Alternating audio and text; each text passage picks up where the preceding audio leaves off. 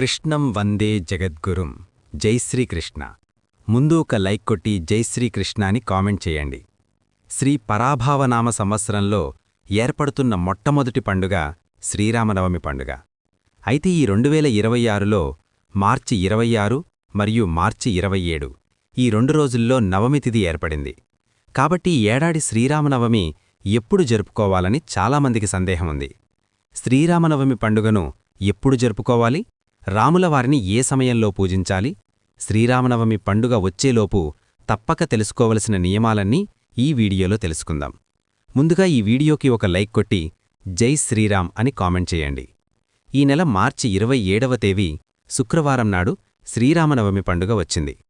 ఈ రోజునే రాములవారి జన్మదినం, అలాగే సీతారాములవారి కళ్యాణం కూడా ఇదే రోజున జరిగింది.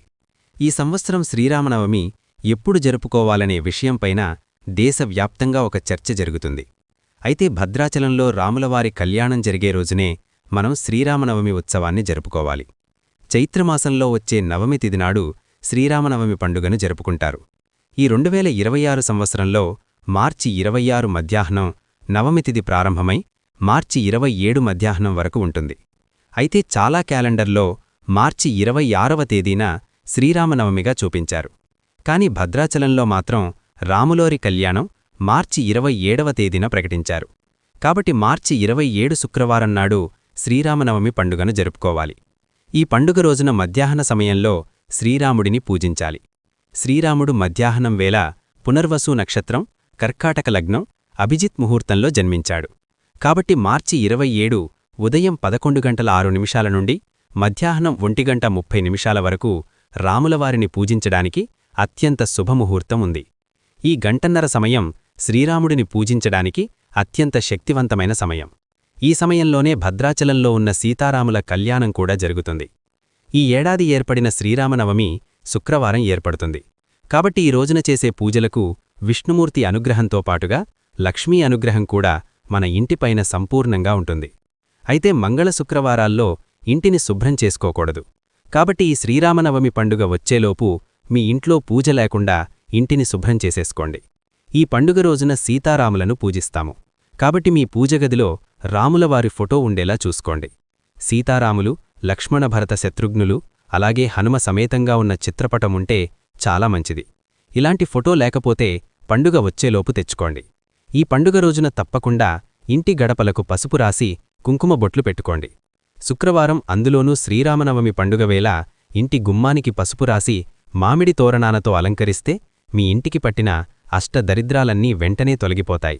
అయితే ఈ శ్రీరామనవమి పండుగ వేళ ప్రతి ఒక్కరూ మరచిపోకుండా మీ ఇంటి ప్రధాన ద్వారంపైన తడిగంధంతో చిన్నగా రామబాణం గుర్తును వేయండి. మీ కుటుంబంలో సుఖసంతోషాలు పెరుగుతాయి. శ్రీరామనవమి అంటేనే వడపప్పు, పానకం గుర్తొస్తుంది. కాబట్టి పూజలో నైవేద్యంగా వడపప్పు కోసం నాణ్యమైన పెసరపప్పు, పానకం కోసం కొత్త బెల్లం ముందే కొని ఉంచుకోండి. మీ దగ్గరలోని రాములవారి ఆలయం ఉంటే రామాలయంలో ఉన్న ధ్వజస్తంభానికి రంగులు వేయించండి, లేదా రామాలయం అంతా నీటితో శుభ్రం చేయండి. మీ కుటుంబానికి చాలా మంచి జరుగుతుంది. ఇక మనలో చాలామందికి రామకోటి రాయాలని ఉంటుంది. అయితే ఈ శ్రీరామనవమి పండుగ వచ్చేలోపు కనీసం 108 సార్లైనా శ్రీరామ అనే నామాన్ని రాయండి. ఈ పండుగ రోజున ప్రతి ఒక్కరూ శ్రీరామరక్షా స్తోత్రాన్ని చదవండి. గ్రహదోషాలన్నీ వెంటనే తొలగిపోతాయి. శ్రీరాముడు నీలమేఘశ్యాముడు. కాబట్టి శ్రీరామనవమి రోజున నీలంరంగు వస్త్రాలు ధరించి నీలంరంగు పుష్పాలతో శ్రీరాముడిని పూజిస్తే ఎన్నో శుభఫలితాలు కలుగుతాయి. ఈ రోజున సీతారాములను పూజించేటప్పుడు సీతదేవికి ఎరుకురంగు రవిక వస్త్రాన్ని సమర్పించండి. శ్రీరామనవమి పండుగ వేళ సీతారాములవారు, అలాగే ఆంజనేయస్వామి రామాలయాల్లో సంచరిస్తూ తన భక్తులను ఆశీర్వదిస్తారట. కాబట్టి ఈ పండుగ రోజున ప్రతి ఒక్కరూ మీ దగ్గరలో ఉన్న రామాలయానికి వెళ్లి సీతారాములను దర్శించుకోండి. విశేషంగా ఈ పండుగ రోజున పిండిదీపాలు వెలిగించి దీపారాధన చేస్తే చాలా మంచిది. బియ్యపిండితో పిండి ప్రమిదలు తయారుచేసి ఆవునెయ్యితో దీపారాధన చేస్తే మీ పూజకు రెట్టింపు పుణ్యఫలితం లభిస్తుంది. పానకం, వడపప్పుతో పాటుగా శ్రీరామచంద్రమూర్తికి అత్యంత ఇష్టమైన అరటిపండ్లు, కొబ్బరికాయను కూడా నివేదించి పూజ చెయ్యండి. ముఖ్యంగా ఈ పండుగ రోజున సాయంత్రం సమయంలో ఒక గిన్నెలో పసుపు నీళ్లు తీసుకుని రామరక్ష మంత్రాన్ని చదువుతూ ఓం శ్రీం హ్రీం క్లీం రామచంద్రాయ శ్రీం నమః అని చదువుతూ ఆ పసుపు నీటిని మీ ఇంటి నలుమూలల్లో చల్లుకుంటే ధనలాభం కలుగుతుంది. ముఖ్యంగా అనారోగ్య సమస్యలతో బాధపడేవారు శ్రీరామనవమి పండుగ రోజున సాయంత్రం పూట మీ దగ్గరలో ఉన్న ఆంజనేయస్వామి దేవాలయానికి వెళ్లి ఆలయంలో కూర్చుని హనుమాన్ చాలీసాను జపించండి. అనారోగ్య సమస్యలన్నీ వెంటనే తొలగిపోతాయి. అలాగే ఈ పండుగ రోజున తప్పకుండా మీ పూజగదిలో స్వస్తి గుర్తును వేసుకోండి. అలాగే రావిచెట్టును కూడా తప్పనిసరిగా పూజించండి. శ్రీరామనవమి, అందులోనూ శుక్రవారం నాడు రావిచెట్టుకు ప్రదక్షిణాలు చేసి రావిచెట్టుకు నమస్కారం చేసుకుంటే మనం తెలిసి తెలియక చేసిన పాపాలన్నీ వెంటనే తొలగిపోయి తరతరాల తరగని ఐశ్వర్య ప్రాప్తి సిద్ధిస్తుంది. ఈ శ్రీరామనవమి రోజున రావిచెట్టు నీడలో నిలబడినా సరే మీ జాతకంలో ఉన్న జాతక దోషాలన్నీ వెంటనే తొలగిపోతాయి. రామాలయానికి వెళ్లేవారు తప్పనిసరిగా తమలపాకుమాలను తీసుకువెళ్లి సీతారాములకు సమర్పించండి. మీ కోరికలన్నీ వెంటనే నెరవేరుతాయి. అలాగే ఈ పండుగ రోజున మీ ఇంటి గుమ్మానికి తమలపాకులు కట్టుకోండి. తమలపాకులు ధనలక్ష్మీదేవిని ఆకర్షిస్తాయి. అలాగే ఆంజనేయస్వామికి ప్రీతికరమైన తమలపాకులను ఈ శ్రీరామనవమి రోజున ఇంటి గుమ్మానికి కట్టుకుంటే ఈ సంవత్సరమంతా ధనధాన్యాలకు కొరత ఏర్పడకుండా భోగభాగ్యాలు కలిసివస్తాయి. అలాగే ఇంట్లో పూజ చేసేటప్పుడు కూడా ఒక తమలపాకుపైన గంధంతో శ్రీరామ అని రాసి ఆ తమలపాకును మీ పూజగదిలో పెట్టుకోండి. ఈ పండుగ రోజున బెల్లం పానకం దానం చేయండి. దీనివల్ల కోటి జన్మల పుణ్యఫలితం లభిస్తుంది. అలాగే ఈ రోజున అన్నదానం చేస్తే మీ వంశాభివృద్ధి కలుగుతుంది. ఈ పండుగ రోజున ఏది చేసినా చెయ్యకపోయినా రావులవారి కళ్యాణాన్ని తప్పకుండా వీక్షించండి. అలాగే కళ్యాణం అక్షింతలను తలపైన వేసుకుంటే చాలా మంచిది. సీతదేవి లక్ష్మీదేవి స్వరూపం కాబట్టి ఈ శ్రీరామనవమి పండుగ రోజున తులసి మొక్కను పూజిస్తే సంపూర్ణమైన లక్ష్మీదేవి అనుగ్రహం సులభంగా కలుగుతుంది. ఇక వివాహమైన ఆడవాళ్లు తప్పనిసరిగా ఉపవాసం ఉండాలి. ఎందుకంటే ఈ రోజున చేసే ఉపవాసాలకు కోటి రెట్ల పుణ్యఫలితం లభిస్తుంది. ఒక పూట ఉపవాసం ఉండి భక్తితో రాములవారిని పూజిస్తే చాలు, మీ కుటుంబం మొత్తానికి చాలా మంచి జరుగుతుంది.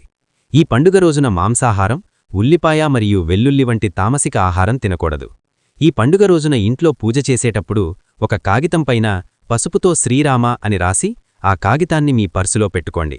ఇక ఈ సంవత్సరమంతా అనవసరపు ఖర్చులు లేకుండా మీ ఆదాయం పెరిగిపోతుంది. శ్రీరామనవమి రోజున రామరక్ష మంత్రాన్ని 108 సార్లు జపిస్తే మీ కుటుంబంలో ఎలాంటి ఆపదలు లేకుండా రాములవారి అనుగ్రహం మీ ఇంటిపైన ఉంటుంది. ఆ మంత్రమేమిటంటే ఓం శ్రీం హ్రీం క్లీం రామచంద్రాయ శ్రీం నమః. ఈ మంత్రాన్ని ఖచ్చితంగా జపించండి. అలాగే సంతానం కోసం ఎదురుచూసే దంపతులు ఒక ఎర్రటి వస్త్రంలో కొబ్బరికాయను కట్టి సీతాదేవి పాదాల దగ్గర పెట్టి ఆ కొబ్బరికాయను రామాలయంలో ఉన్న రావి చెట్టుకు కట్టండి. ఖచ్చితంగా సంతానప్రాప్తి కలుగుతుంది. అలాగే ఈ శ్రీరామనవమి రోజున రామాలయంలో ఉన్న ధ్వజస్తంభం దగ్గర ఖచ్చితంగా దీపం వెలిగించాలి. తద్వారా మీ కుటుంబంలో ఉన్న సమస్యలన్నీ వెంటనే తొలగిపోతాయి. ముఖ్యంగా అనారోగ్య సమస్యలతో బాధపడేవారు ఓం హనుమతే నమః అనే మంత్రాన్ని 108 సార్లు జపించండి. అనారోగ్య సమస్యలన్నీ తొలగిపోయి మీ ఆయుష్షు పెరుగుతుంది.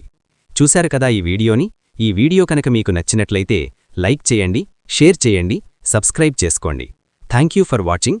సర్వే జనా సుఖినో భవంతు.